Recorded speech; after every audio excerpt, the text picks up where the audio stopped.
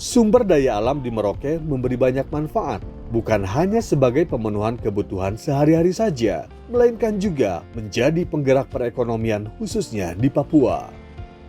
Merauke, surganya beragam jenis ikan dengan nilai ekonomi tinggi. Ikan kakap putih menjadi incaran untuk dimanfaatkan gelembung renang dan daging ikannya. Gelembung renang sudah menjadi komoditi yang baik di pasaran. Permintaan bukan hanya dari lokal, melainkan daerah-daerah lain hingga ekspor ke Cina. Kita nampung karena permintaan cukup banyak juga. Akhirnya kita pada saat itu memang ambil dari warga atau nelayan-nelayan sekitar.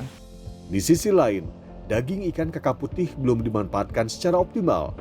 Rendahnya harga daging ikan, daya muat kapal dan tempat penyimpanan ikan yang terbatas menyebabkan nelayan membuang daging ikan hasil tangkapannya di laut.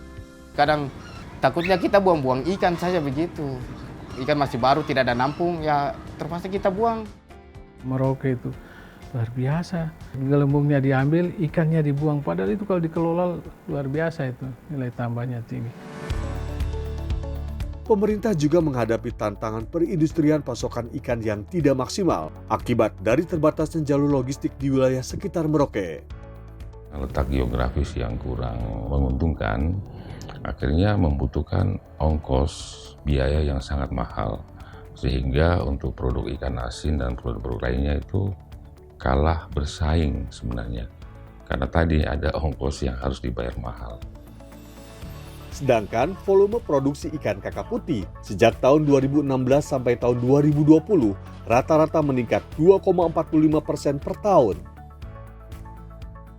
Kami biasa mencari, menampung dapat ikan, tidak tahu cara kami mau pasarkan kemana, kemudian kami tidak punya tempat penampungan.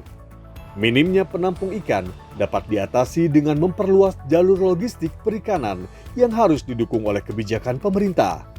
Solusi lainnya adalah pelatihan pengolahan daging ikan serta bekerja sama dengan berbagai pihak agar pemasaran dan kualitas produk terjamin.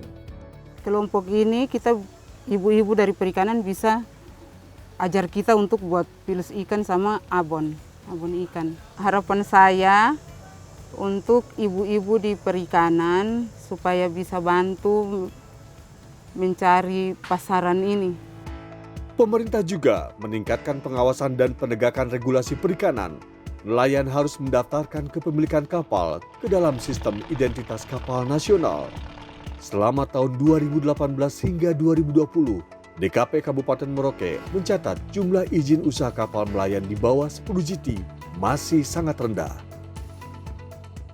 Pemilik kapal itu belum terlalu paham menyangkut prosedur pengurusan perizinan untuk misalnya mengukur kapalnya, kemudian mendaftarkan kapalnya sebagai kapal Indonesia.